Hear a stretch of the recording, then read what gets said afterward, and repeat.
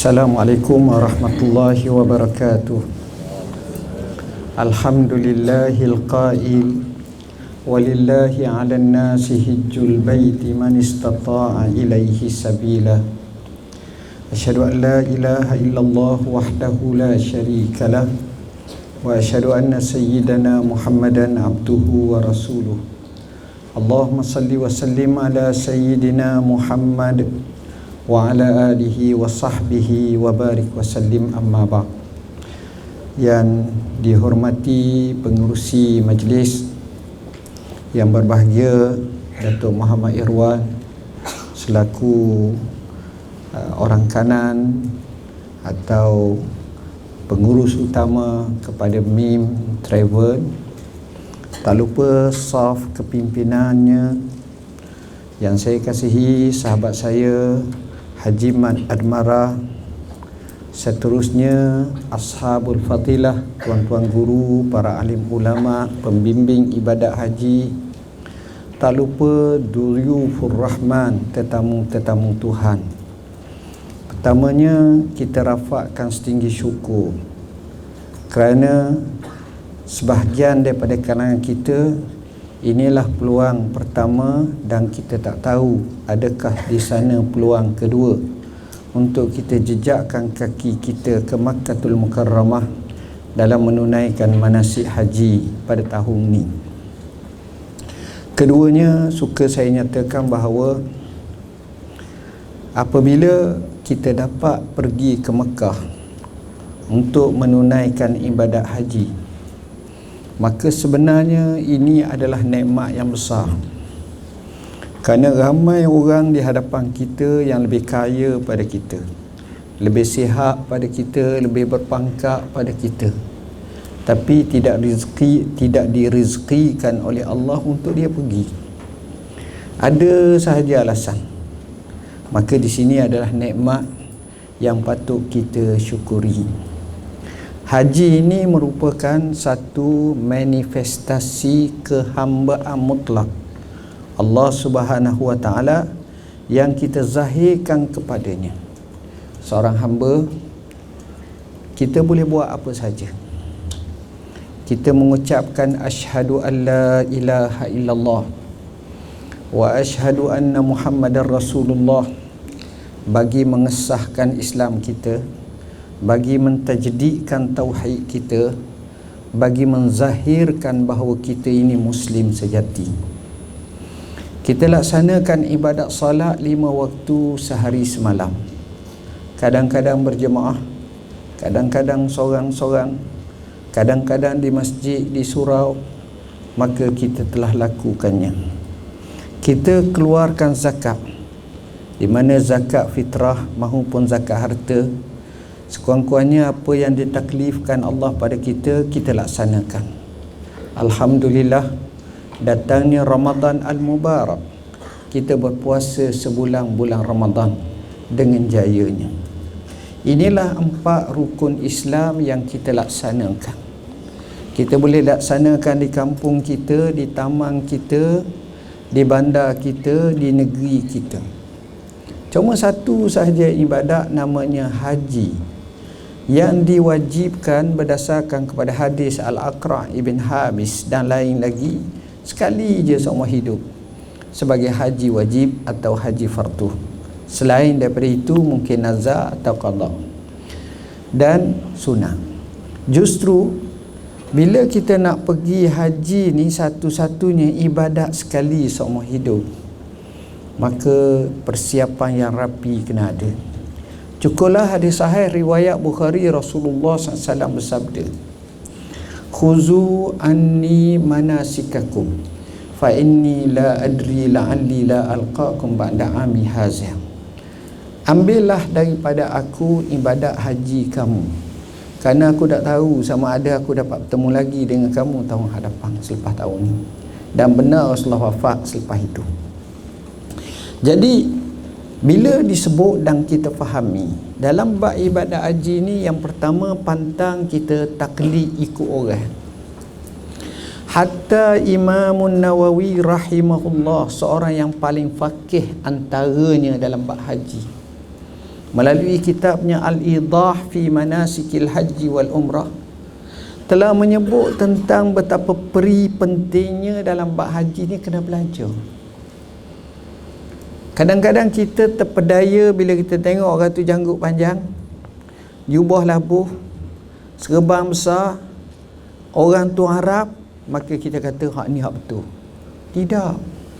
Yang betulnya kita kena pandukan dengan sunnah Nabi. Kita kena pandukan sebagaimana fuqaha cakap. Siapa kata? Imam Nawawi rahimahullah. Ambil, belajar betul-betul dalam bab ibadah haji. Justru Mim Travel telah melaksanakan satu tanggungjawab yang bagi saya adalah amat penting.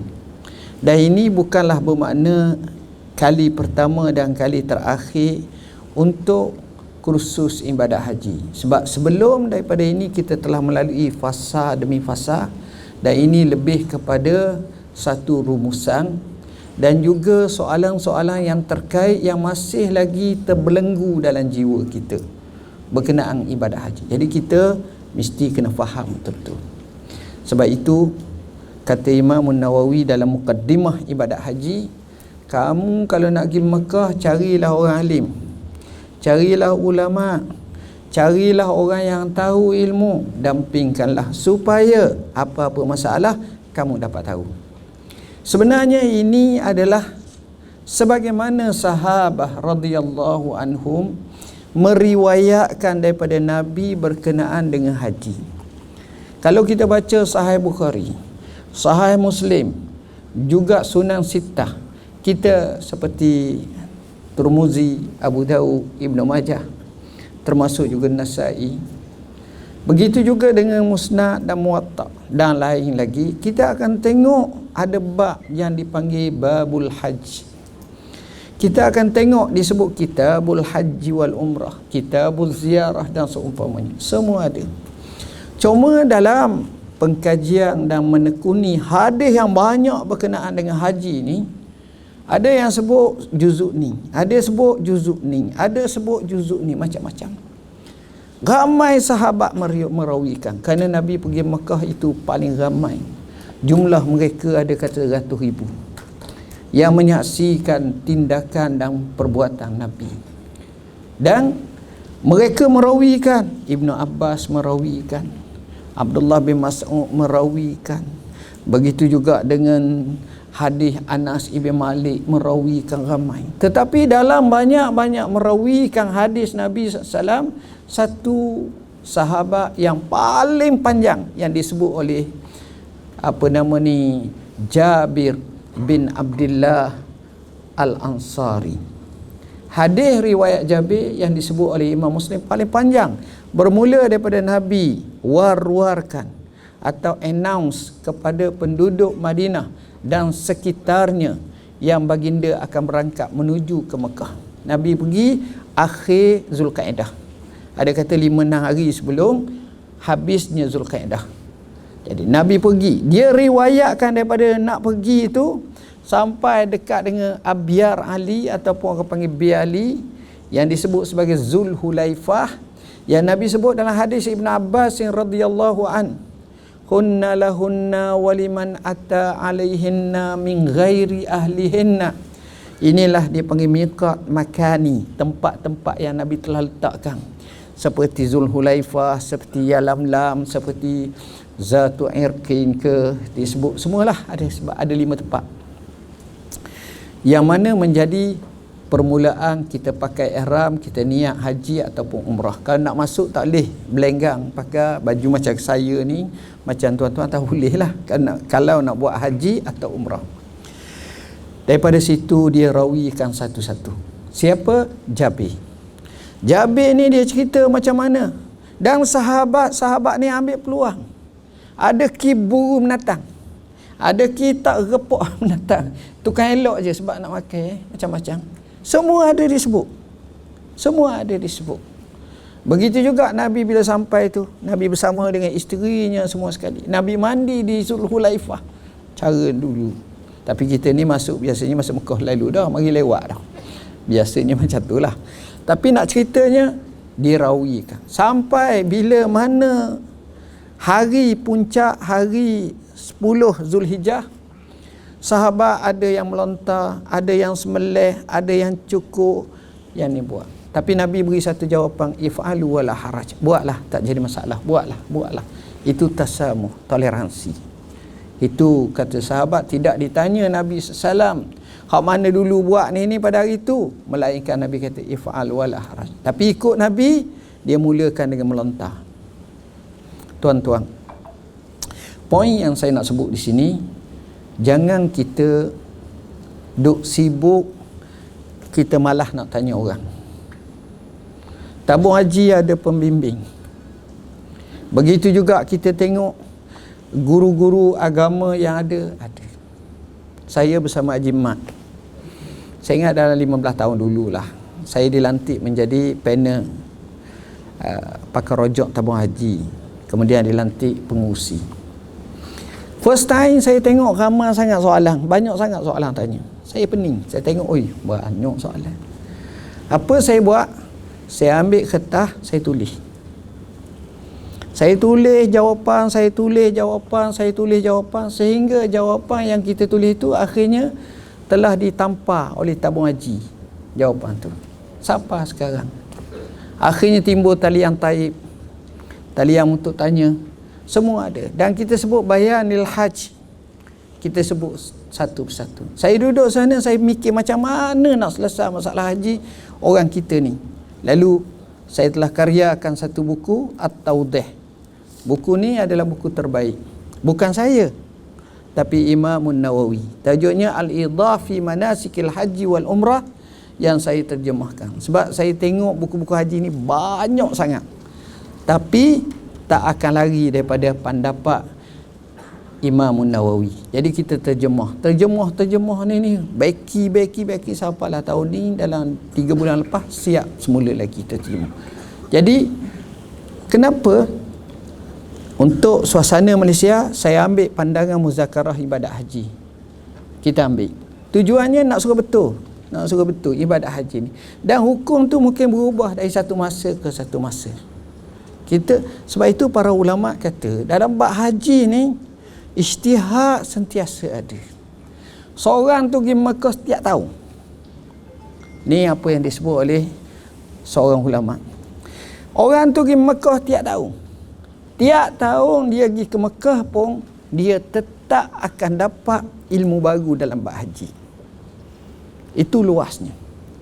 Dan bila saya duduk tengok memang banyak. Sekarang ni tuan-tuan kalau nak mudah boleh buka maktabah albarki.com.my. Kita jawab 2 sehari soalan haji.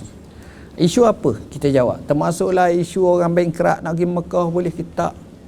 Mengikut muzakarah tabung haji boleh. Mengikut apa ni dia panggil insolvency kata boleh. Dan diputuskan ada 11 orang 2-3-4 tahun lepas dibenarkan pergi ke Mekah walaupun ni untuk acara ibadat dan contohnya. Dan banyak lagi lah isu-isu yang lain. Pakai mask dulu kita kata tak boleh sebab masa dalam ihram begini-begini.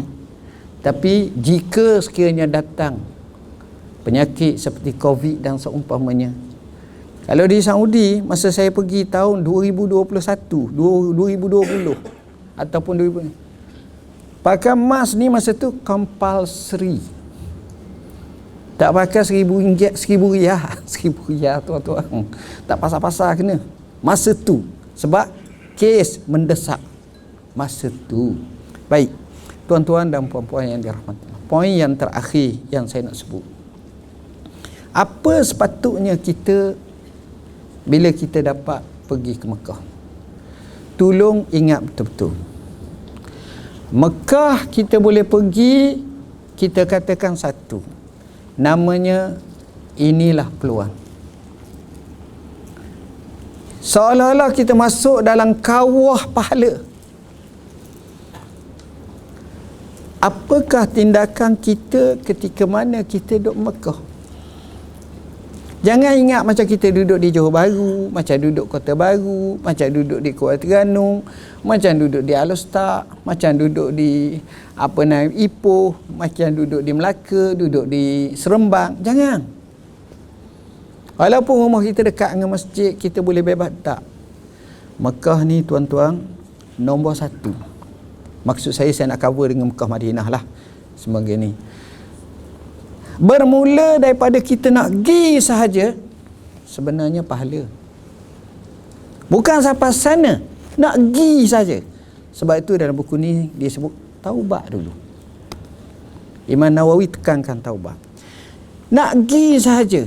Ada satu orang pergi tanya Nabi, tapi hadis ni panjang. Seorang ni datang kat Nabi dengan kawan-kawan dia, 2-3 orang. Nabi kata apa? Saudara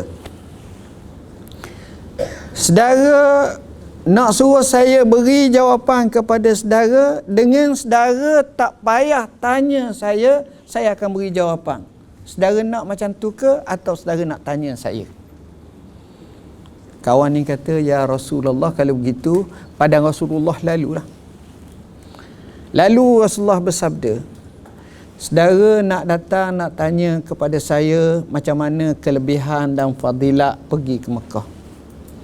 Fadilat datang ke Mekah. Fadilat begini-begini. Dia kata betul ya Rasulullah. Rasulullah pun jawab. Mula daripada tu lagi. Sampai ni. Jadi kita kena ambil peluang betul-betul. Orang musafir doanya mustajab.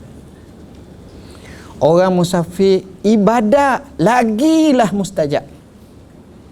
Nabi sebut dalam hadis yang diriwayatkan oleh ulama, termasuk Imam Nawawi dan kitabnya Matan Arba'in Nawawiyah. Macam mana? Seorang lelaki datang nak akad tangan gini-gini, itu musafir. Sebut pula ya Rab, ya Rab. Akad tangan pula. Semua ini adab doa yang mustajab sepatut. Cuma makanannya haram, minumannya haram, perbuatannya haram dan itu soal lain lah. Baik. Jadi sekarang kita pergi ke Mekah. Nombor satu saya kata peluang. Mula daripada ni kan. Apa kita nak? Semuanya terkait pada masa. Masa tuan-tuan.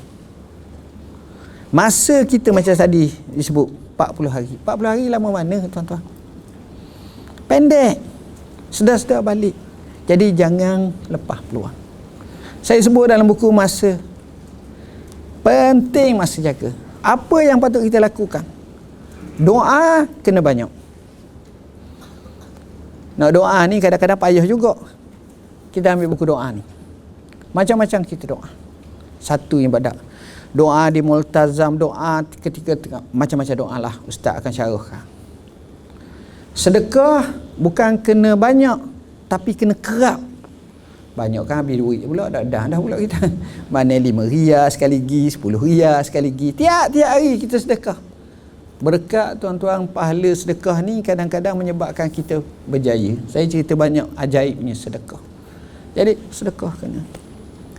Baca Quran. Kita kena baca. Kurang-kurang kita tekad, aku duduk Mekah sekali aku khatam Quran. 2 kali, alhamdulillah. 3 kali, alhamdulillah. 4 kali, alhamdulillah. Situlah Quran mula turun. Seterusnya, sembahyang malam, kita jangan lupa sembahyang malam. Tahajud semua. Dalam erti kata lain, semua ibadat. Tuan-tuan, satu ibadat di Mekah 100,000 sembahyang. Cuba fikir, kita, umur kita, setiap hari kita sembahyang 5 waktu. Kali dengan sebulan. Sebulan berapa? Sebulan 30 hari. Bermakna 150 waktu. 150. Kali dengan 10 bulan. Bermakna 1,500. Capur dengan 2 bulan lagi 300. 1,800. 1,800 hanya setahun. Ni congok matematik lah. Saya congok matematik. Islam tak congok gitu. 1,800. 10 tahun baru 18,000. 20 tahun baru 36,000. Kalau 40 tahun baru 72,000. 72,000. Tu 40 tahun. Capur pula kita ambil 20 tahun lagi kita. Itu pun tak sampai 100,000. Satu waktu. Sementara kita sembahyang sunat lagi. Al-Hasanul Basri, seorang ulama besar, lahir tahun 21 Hijrah, mati tahun 23 Hijrah. Dia sembahyang tuan-tuan, dia kata segala ibadat Allah tambahkan. Di sini ulama kata walaupun Nabi sebut 100,000 ibadat tu, sama juga kita tasbih subhanallah, alhamdulillah, Allah 100,000. Sama juga kita baca Quran. Sama juga kita sedekah. Sama juga kita selawat atas Nabi. Sama juga kita istighfar. Semualah. Jadi siapa nak bagi kat kita? Dalam sejarah kita duduk di Malaysia ni, siapa dia boleh semayang orang mati 3 kali sehari, hebat. Tapi bila kita pergi ke Mekah, tiap-tiap waktu sembahyang orang mati. Dan bukan seorang. Ada yang kita bilang mayat sampai 15, ada yang 25, ada yang 30. Tanya Datuk sendiri, tanya Haji Mat, tanya orang lama, Ustaz Hafiz, Dr. Hafiz, semua boleh cerita. Jadi kita kena tingkatkan masalah tersebut. Dan poin seterusnya, kita pergi Mekah, kita nak ambil ibrah. Apa makna ibrah? Kita nak ambil pengajaran. Atas muka bumi ni kalau kita temu orang tu baik. Tapi bila kita pergi ke Madinah sebagai contoh, kita bertemu dengan seterbaik makhluk, lebih baik pada malaikat, lebih baik pada Jibril, lebih baik pada semua, lebih baik pada kita. Itulah Rasulullah sallallahu alaihi wasallam. Banyak ibrah. Kita pergi Uhud, kita pergi pula Quba, kita pergi kat lain. Sejarah hidup Nabi saya ceritakan macam mana. Kalau kita baca, kita faham betul-betul. Baca, kita tengok tempat mana Nabi, macam mana hidup Nabi, kita akan rasa kerdilnya kita, lemahnya kita. Jadi dengan sebab itu saya katakan, tuan-tuan dan puan-puan yang dirahmati Allah, peluang pergi ke Mekah sekali je. Dapat kemudian, alhamdulillah, itu bonus. Jadi kita tak boleh lah. Saya tak nak banyak kali saya temu orang pergi Mekah, bila dia balik, ni poin akhir lah. Datanglah kawan lama dia. Oh Ji, tahniah Ji. Ji pergi Mekah dah? Alhamdulillah. Macam mana Ji? Seronok, alhamdulillah. Mim ni bagus lah, kata dia. Apa bagus? Umrah boleh buat 5 kali. Tapi isteri saya dia rajin buat 7, saya 5 je. Tak apalah, bagus. Lepas tu nasi arak tu memang dah unta. Unta pula hashi. Allah, ya Allah. Lepas tu jemaah-jemaah pula ni boleh makan redang. Tanya Dr. Hafiz, tanya ni, ajak dia, pipin dia. Cuma belanja lah dia, senang. Belanja makan. Oi sedap. Cakap sedap. Tiba-tiba kawan kita kata, Syekh, entah tak duduk kat Multazam? Kat mana Multazam? Allah, situ doa mustajab ni. Allah, 1-0 kalau. Entah masa minum air Zam-Zam entah ada baca doa tau? Tak ada. Minum air Zam-Zam, ya Allah ya Tuhanku, aku minta air Zam-Zam, aku minta sihat. Allah Syekh, kalau entah baca dalam buku ni sendiri pun disebut tentang fadilat Zam-Zam. Ma'u Zam-Zam 5 syuribalah. Sepatutnya entah mikir, entah nak anak, entah nak suruh anak, entah berjaya, entah nak rezeki murah, entah nak ni, entah nak ni. Sayang Allah. 2-0. Jadi saya tak naklah sampai 10-0. Maknanya apa? Ni banyak lagi nanti ustaz-ustaz kita ceramah. Jadi sebab itu saya kata, belajar. Ada apa? Tanya. Ustaz kenapa? Ustaz kenapa? Ustaz kenapa?